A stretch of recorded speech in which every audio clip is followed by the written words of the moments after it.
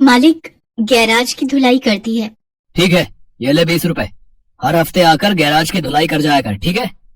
मालिक 20 तो बहुत कम है। मुझे मुकेश बता रहा था आप उसे 50 रुपए देते थे। मालिक बहुत मिट्टी और धूल जम रही थी, बहुत समय लग गया धुलाई में। मुकेश कौन होता है बताने वाला? क्या करना है क्या नहीं है? करना है तो 30 रुपए में कर ले, वरना मैं कोई और ढूंढ लूंगा। सरिता के लिए वो 30 रुपए भी बहुत कीमती थे।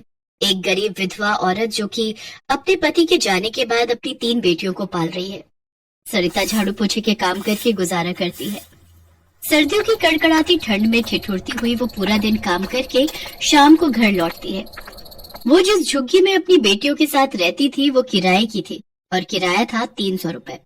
कुछ दिन पहले ही सरिता जिस घर में काम करती थी वो काम उसका छूट गया। इस कारण सरिता बहुत परेशान थी। मालकिन कपड़े धुल गए हैं, मैं चलती हूँ। अरे रुक, ऊपर की छत की धुलाई तो तूने की ही नहीं, रोजाना बहाना बना देती है। कल धो दी थी मालकिन, साफ है छत। नहीं, मुझे कुछ नहीं सुनना, चुपचाप जाकर छत की धुलाई कर।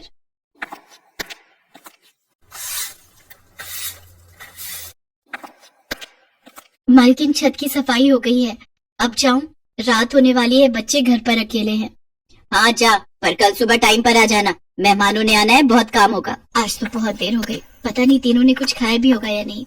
ब्रेड और एक दूध की थैली लेती जाती हूँ, बच्चे कुछ तो खा ही लेंगे। सरिता घर पहुँचती है। उसकी बड़ी बेटी निशा दरवाजे पर खड़ी थी। क्या हुआ निशा, दरवाजे पर क्यों खड़ी है? कितनी ठंड हो रही है? माँ, पूजा की तबीयत ठीक नहीं है, उसे बहुत तेज बुखार है। अरे पूजा, क्या हुआ बिटिया? माँ बहुत ठंड लग रही है। हे भगवान, तेरा तो बदन तप रहा है।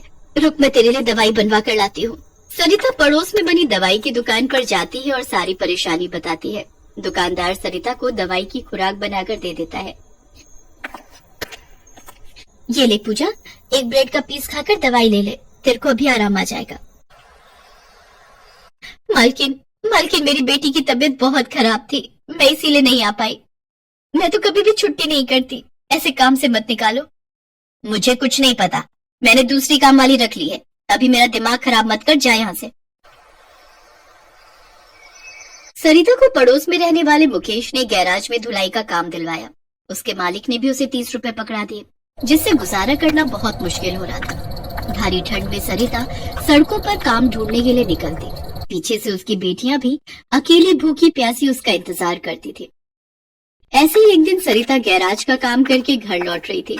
रास्ते में सरिता को चक्कर आने लगे और सामने से आती हुई एक गाड़ी से का एक्सीडेंट हो गया। लोगों की भीड़ लग गई। अरे भैया, गाड़ी वाला मार गया, इसकी तो सांसें ही नहीं चल रही है भैया। हे राम, ये तो सरिता है, मेरे पड़ोस में झुग्गी में रहती है। राम राम राम, ये तो इस दुनिया को छोड़कर चली गई। अब इसकी बेटियां तो अनाथ हो गई। बिन माँ बाप की बच्चियां कैसे गुजारा करेगी? कुछ लोग मिलकर सरिता का अंतिम संस्कार कर देते हैं। सरिता की तीनों बेटियां अब इस दुनिया में अनाथ हो गई थी। झुग्गी का किराया कौन देता, इसलिए झुग्गी के मालिक ने उन तीनों बच्चियों को झुग्गी से निकाल दिया। माँ, तुम हमें छोड़कर क्यों चली गई? माँ। चुप हो जा मीरा, रो मत। दीदी, बहुत ठंड लग रही है। चलो सामने पेड़ के नीचे बैठते हैं, वहाँ थोड़ी कम हवा लगेगी। पूजा, तू मेरा स्वेटर भी पहन ले, इससे तुझे कम ठंड लगेगी। पर दीदी, आप क्या पहनोगी? आपको भी तो ठंड लगेगी। नहीं पूजा, मुझे ठंड नहीं लग रही। तुम दोनों यही पेड़ के नीचे सो जाओ, मैं तुम्हारे पास ही बैठी हूँ। पूरी रात तीनों बहनें 31 दिसंबर की रात ठंड में ठिठुर रही थी। आसपास नए साल की धूम का बहुत शोर था। निशा दीदी, ये पटाखों की आवाज कैसी आ रही है? आज तो दिवाली भी नहीं है। अरे नया साल है कल, इसीलिए लोग नए साल की खुशी में पटाखे छोड़ रहे हैं। लेकिन दीदी, बाहर तो बहुत ठंड है। इतनी ठंड में लोग नए साल पे पटाखे जला रहे हैं, इन्हें ठंड नहीं लग रही दीदी? नहीं, क्योंकि उन सब ने बहुत गर्म स्वेटर और कोट पहने हैं, इसी कारण उन्हें ठंड नहीं लग रही। निशा दीदी, जैसे मैंने 2 स्वेटर पहने हैं। हाँ मेरी प्यारी बहना, पर दीदी आप तो ठंड से कांप रहे हो।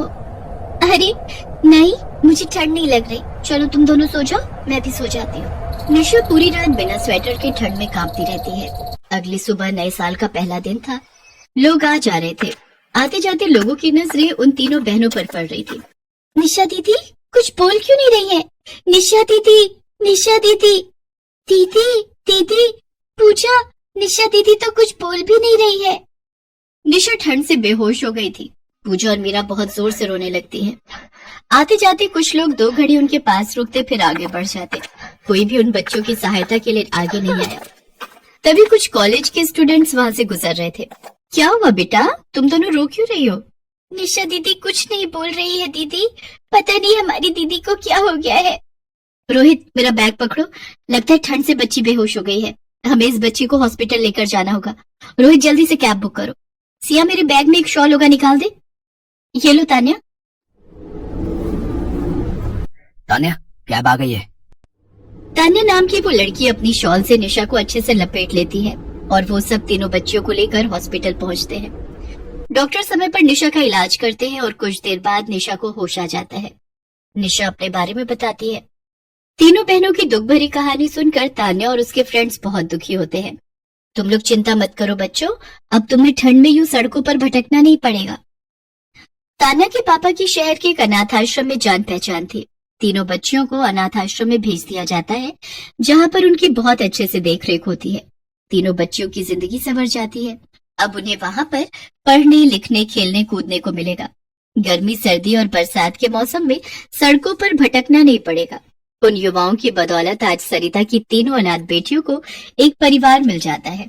अपने जैसे बहुत से बच्चे मिल जाते हैं जो वक्त और गरीबी के मारे हुए हैं, जो इस दुनिया में अनाथ है। निशा, पूजा और मीरा तीनों बहनें मिलकर अब उसी अनाथ आश्रम में सबके साथ रहने लगी।